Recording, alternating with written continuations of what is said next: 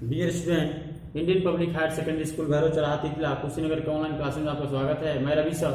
आज आप class 10th का लेक्चर 13 देखेंगे, जिसमें 3.3 के अंतर्गत आप तीसरा क्वेश्चन पढ़ेंगे।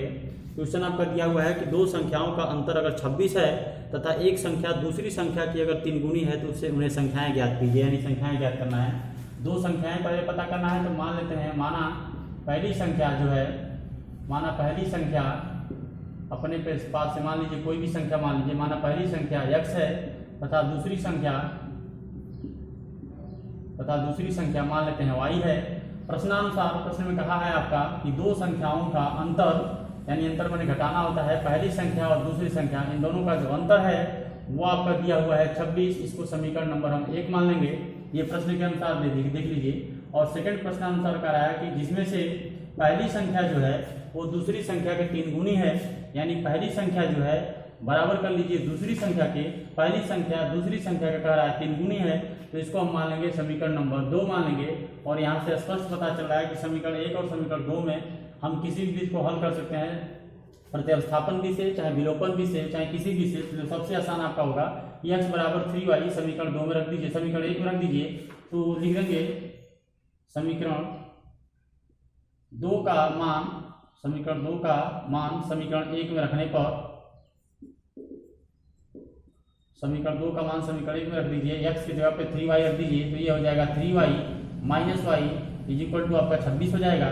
और 3y से अगर y हटा देते हैं तो आपका हो जाएगा 2y इजिक्वल टू 26 हो जाएगा। y इजिक्वल टू आपका हो जाएगा 2 से काट दीजिए, 2 13 26 होता है, तो ये आपका y इजिक्वल टू 13 हो गया। और y का मान अगर 13 रखते हैं तो देख लीजिए समीकरण 2 में y का मान समीकरण 2 में रख दीजिए। समीकरण 2 में y का मान रखने पर, समीकरण 2 में अगर y का मान रखते हैं तो देख लीजिए x इजिक्वल टू आपका 3 गुणे y का मान 13 है, तो x बराबर हो जाएगा 13 तियां 39, यानी पहली संख्या 39 हो गया और दूसरी संख्या 13 हो गया।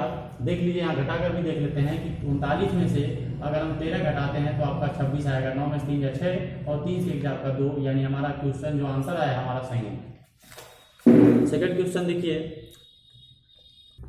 चलिए इसका सेकंड क्वेश्चन देखते हैं। दिया है कि दो संपूरक कोणों में बड़ा कोण छोटे कोण से 18 अधिक है, तो उन्हें ज्ञात कीजिए। आप तो पहले संपूरक पढ़ लीजिए। संपूरक जानते हैं कि किन्हीं भी त्रिभुज के दो कोणों का योग आपका 180 अंश के बराबर है तो उन्हें हम संपूरक कोण कहते हैं। और किसी भी दो कोणों का योग अगर 90 अंश के बराबर है तो उसे हम कोटिपूरक या पूरक कोण कहते हैं।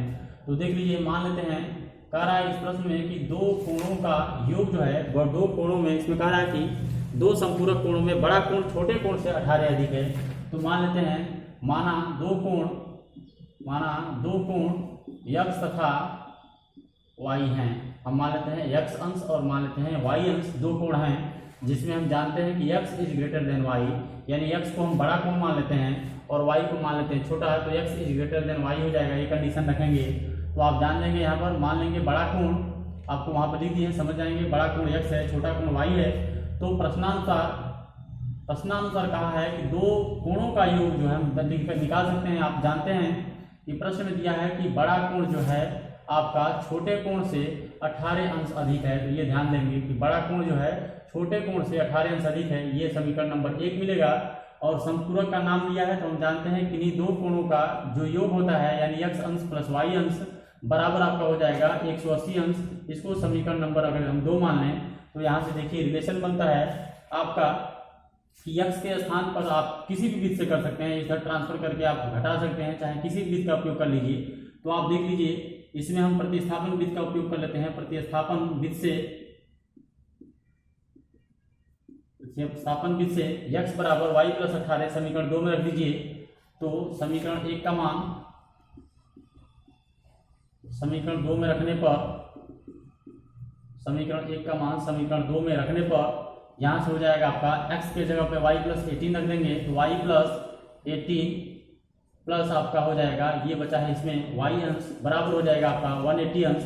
और यहाँ से देखिए y अंश और y अंश मिलकर हो जाएगा 2y अंश प्लस हो जाएगा 18 आपका उधर जाएगा, तो 180 में से आपका 18 घट जाएगा 18 अंश, तो देखिए यहाँ पर हो जाएगा 2y अंश बराबर हो जाएगा 180 में से 18 घटाते हैं तो 10 से 8 2 बचेगा। और आपका यहाँ पर बचेगा 7 में से 1 जाएगा 6 हो जाएगा, और यहाँ पर बन जाएगा 162। 2 से काट दीजिए, 2 8 16 और यहाँ पर हो जाएगा 2 1 2 यानी y अंश बराबर हो जाएगा 81 अंश। y हमने छोटा माना है तो छोटा कोण आपका पता हो गया 81 अंश। तो बड़ा कोण के लिए आप y की जगह पर समीकरण 1 में रख दीजिए वैल्यू। तो लिख दीजिए समीकरण 1 में y का मान रखने पर, समीकरण 1 में y का मान रखने पर समीकरण 1 में रख दीजिए। तो x अंश बराबर हो जाएगा y अंश का मान 81 अंश और प्लस हो जाएगा 18 अंश। तो x अंश बराबर हो जाएगा, बड़ा कोण बराबर हो जाएगा, ये आपका 8 1 9 हो जाएगा और 8 1 9 हो जाएगा, यानी 99 अंश हो जाएगा। तो देखिए कंडीशन फॉलो कर रहा है, x is greater than y, x बड़ा हो गया 99 अंश और y छोटा हो गया, और 81 और 99 को जोड़ेंगे तो आपका सही में 180 अंश होगा। तो हमारा प्रश्न सही है। चलिए चौथा क्वेश्चन दिया है, एक नगर में टैक्सी के भाड़े में एक नियत भाड़े अतिरिक्त चली गई दूरी पर भाड़ा सम्मिलित किया गया है जाता है। यदि 10 किलोमीटर दूरी के लिए 105 रुपये लगता है और 15 किलोमीटर दूरी के लिए भाड़ा 155 रुपये लगता है, तो नियत भाड़ा और प्रति किलोमीटर भाड़ा क्या है? यदि एक व्यक्ति को 25 किलोमीटर यात्रा करने के लिए कितना भाड़ा देना होगा?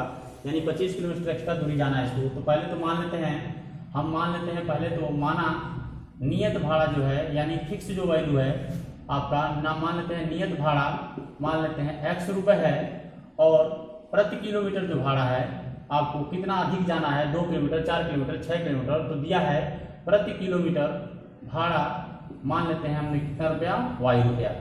प्रश्नानुसार पढ़िए, आपका दिया हुआ है प्रश्नानुसार, मान लीजिए आप कहीं भी आप एक दूरी फिक्स दूरी जाते हैं तो उसका मान लिया है प्रश्न में x दूरी, नियत भाड़ा x मान लिया है।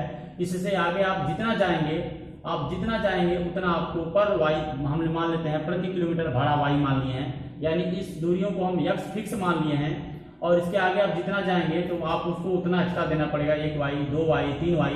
अगर 1 किलोमीटर का हम y रुपया माने हैं तो अगर 3 किलोमीटर जाएंगे तो 3y हो जाएगा, 4 किलोमीटर जाएंगे तो 4y हो जाएगा, ऐसे आपका हो जाएगा। इसी प्रकार सेकंड कंडीशन में भी हमने नियत भाड़ा x ही माना है, सेम चीज। इसके आगे आप मान लेते हैं जितना जाते हैं 1 2 3 4 5 किलोमीटर जाते हैं तो आपको 1 किलोमीटर के लिए हमने y रुपया माना है, तो 5 किलोमीटर के लिए आपको 5y रुपये देना पड़ेगा, 5y देना पड़ेगा। तो चलिए प्रश्नानुसार हम पढ़ते हैं इसका क्वेश्चन।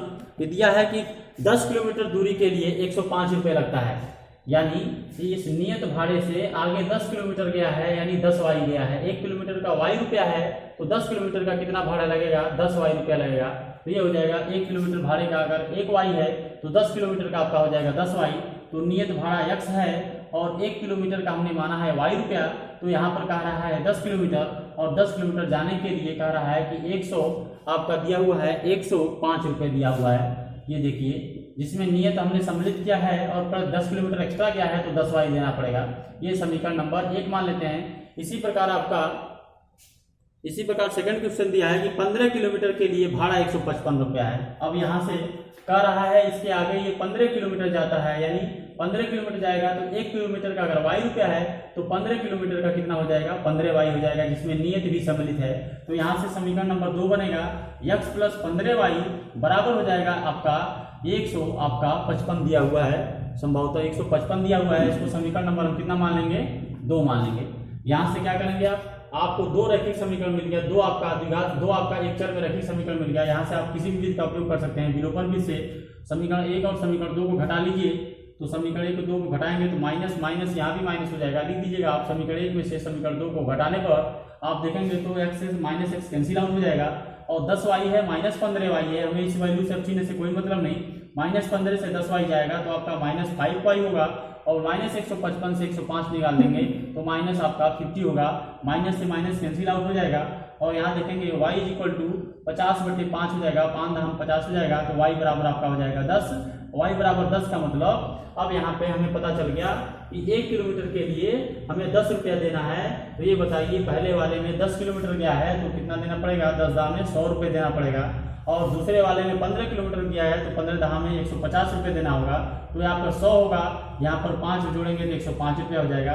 यहाँ पर आपका देखिए 15 दाम 150, 5 जोड़ेंगे तो आपका हो जाएगा 155, यानी नियत भाड़ा हमें पता चल गया 5 रुपया है। तो ज्ञात कर लीजिए y का मान, कैसे ज्ञात करेंगे, y का मान किसी भी समीकरण रख दीजिए। तो समीकरण 1 में रखने पर y का मान समीकरण 1 में रखने पर यहाँ पर रख दीजिए, यहाँ पर हो जाएगा x प्लस 10 गुणे 10 आपका हो जाएगा इक्वल टू 1 105 हो जाएगा। तो यहाँ पर हो जाएगा x इक्वल टू 10 दाम 100 होगा, उधर जाकर घट जाएगा तो 105 में से अगर 100 घटा दें तो x इक्वल टू 5 रुपये हो जाएगा। यानी हम x को क्या माने थे, नियत भाड़ा यहाँ पर हमें मिल गया 5 रुपये और प्रति किलोमीटर भाड़ा मिल गया हमें y रुपये। तो ये बताइए यहाँ पर जोड़ लीजिए, 10 दाम 100 प्लस 5 105 और 15 दाम 150 प्लस 5 155, जो हमारा आंसर है सही है। चलिए